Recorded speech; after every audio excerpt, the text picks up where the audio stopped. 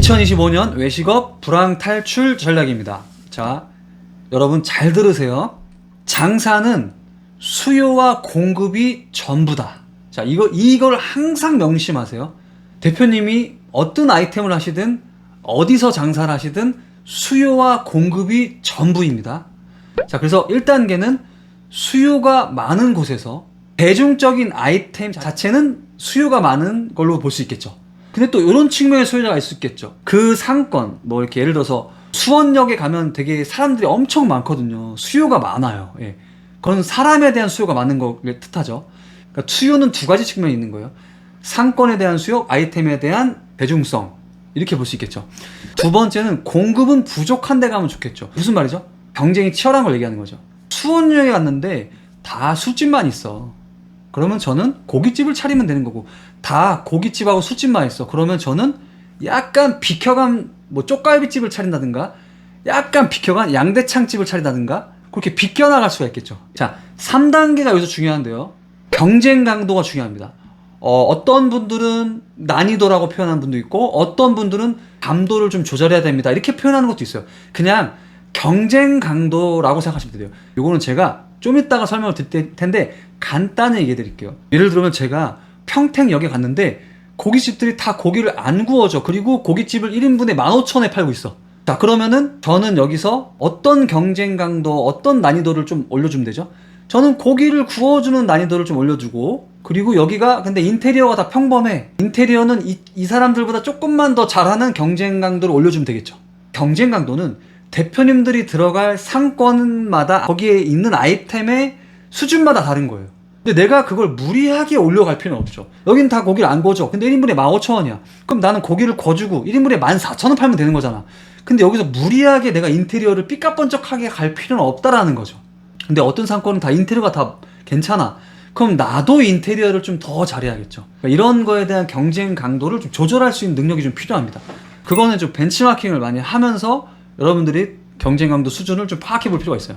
4단계, 차별화된 나만의 킥포인트를 좀 넣는 것 굉장히 중요합니다. 예. 보통은 메뉴적으로 개발을 하시면 좋고요. 아니면 어떤 공간의 설계적인 측면에서 그런 포인트를 개발할 수도 있을 거예요. 네.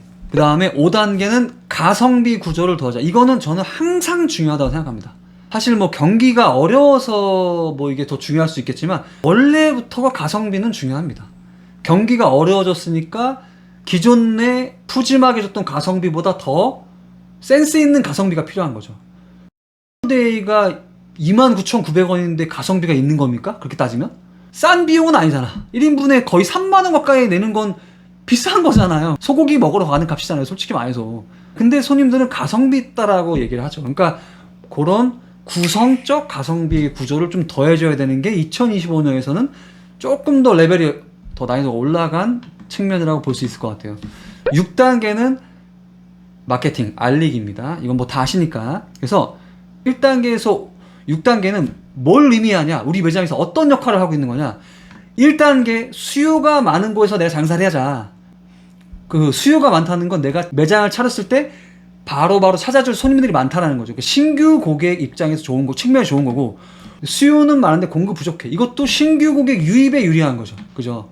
이 정도 상권 크기면 순댓국집은 한 7, 8개 있어야 되는데 한 2, 3개밖에 없네?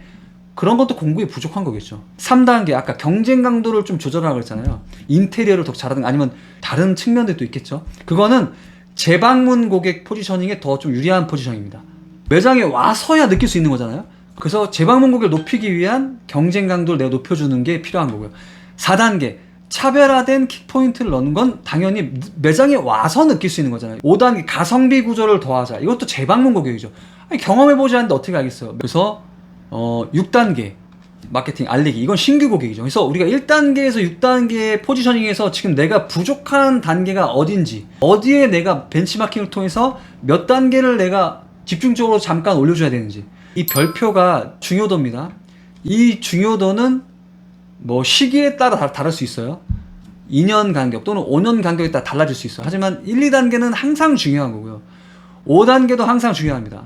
그 다음에 3, 4, 6단계를 하세요. 그리고 지금 내가 모든 게 만신창이가 지금 너무 힘들고 다 어려워. 그럼 5단계부터 신경 쓰세요. 5단계부터.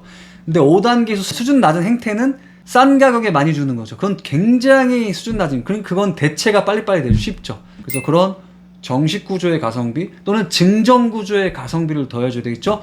고깃집 우리가 어떻게 탈출해야 됩니까? 고깃집 너무 어렵잖아. 세트 메뉴를 개발하고 증정이 이제 들어가야 되죠. 우리는 26cm 검은색 전골 냄비에, 그럼 전골이 냄비가 큰 거겠죠. 거기에 순두부 해물인데 여기에 3점개 원가 하나당 1,000원씩 하는 거, 그게 한 2개가 들어간 거를 무료로 줘버리든지 증정으로 들어가든지, 이렇게 증정을 통해서 우리 고객한테 배신하지 마세요 라는 우리가 의미를 주는 거잖아요. 지금은 조금 더 우리가 원가를 올려줘야 될 때잖아요. 원가를 왜 올려줘야 되죠? 경쟁 강도가 늘어났으니까, 인플레이션이 됐으니까 원가를 늘릴 수밖에 없죠. 근데 무조건 그냥 싸게만 팔아. 100g에 3,900원. 이거는 뭐 얼마 못 가는 거죠. 자, 그러면 도대체 그럼 경쟁 강도라는 건 뭐죠? 뭘 신경 써야 되는 거죠? 제가 여기에 해당하는 건 11가지가 있습니다. 인테리어, 그리고 외관, 익스테리어, 간판에 얼마 정도 힘을 줬는지 보는 거예요. 그릇은 어느 정도 수준인지 보는 거예요. 찬류는 다 조사해보니까 다 똑같은 반찬, 공통된 반찬만 줘. 다 보는 거죠, 이제. 그 룸이 있는지, 주차장이 있는지, 그 테이블 수준, 서비스 수준은 어떤지. 그러니까 예를 들어서 고기는 구워주는지 안 구워주는지, 이런 것까지 볼 수 있겠죠. 매장 음악, 유니폼이 다 그냥 검정색만 입고 있는지, 아니야 여긴 막 한식 스타일에 무슨 막 일식 스타일에 다 유니폼을 좀 비싼 걸 쓰고 있는지, 메뉴 가격은 얼마인지, 다 메뉴 구성은 좀 어떤지, 정식 구성은 좀 있는지, 이런 거 보는 거죠. 매장 규모는 다 큰 매장들인지 아니면 다 30평, 40평짜리들인지, 이걸 볼 수 있겠죠. 3, 40평짜리들이 먹자 상권에 몰려있어. 그럼 나는 80평짜리 차려야죠. 그리고 룸 만들어야죠. 주차장 확보하고 메뉴 가격만 1,000원 싸게 만들면 그 상권에서 매출 제일 잘 낼 수 있죠. 그러니까 이렇게 경쟁 강도를 보는 거예요. 아, 이거를 좀 잘 이해하시면 진짜 엄청나게 큰 인사이트인데, 네, 그렇게 접근하세요. 각자 아이템에서. 자, 그리고 아이템의 인플레이션에서 주목하세요. 아이템의 인플레이션. 첫째, 수요가 많은데 공급도 많아질 때 아이템의 인플레이션이 옵니다.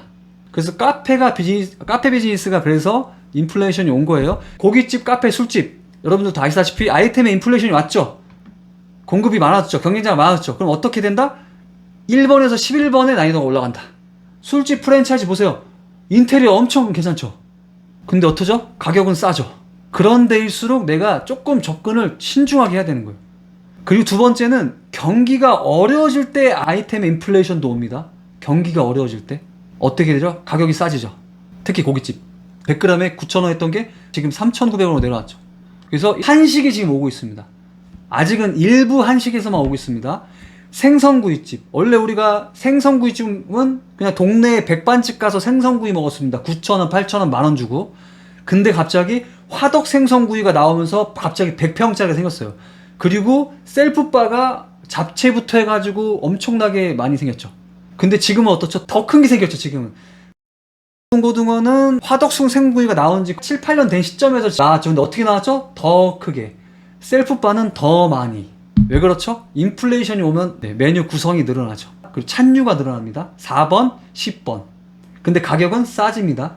평일 점심 아마 제가 알기로는 거기가 12,000원일 거예요. 칼국수집, 예전에는 칼국수집이 되게 많았어요. 지금 다 없어졌죠. 이것도 인플레이션이 온 거죠.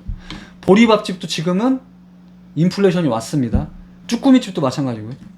옛날에 그냥 동네 가서 백반집 가서 10,000원짜리 8,000원짜리 먹으면 되는데 지금은 푸짐한 정식으로 나옵니다. 코다리집도 마찬가지죠. 코다리집도 셀프바가 늘어나죠. 자, 그럼 앞으로 이 생선구이집, 보리밥집, 쭈꾸미집, 코다리집은 어떤 게임으로 가냐? 더 크게 차리고 더 셀프바랑 반찬을 많이 주는 가게한테 뺏길 거예요. 지금 잘 되는 곳들도. 어떤 아이템의 인플레이션이 지금 오고 있지? 이제 앞으로 그러면 몇 년 정도는 더 괜찮지? 한 5년은 그래도 괜찮나? 이게 보는 거예요, 대표님들.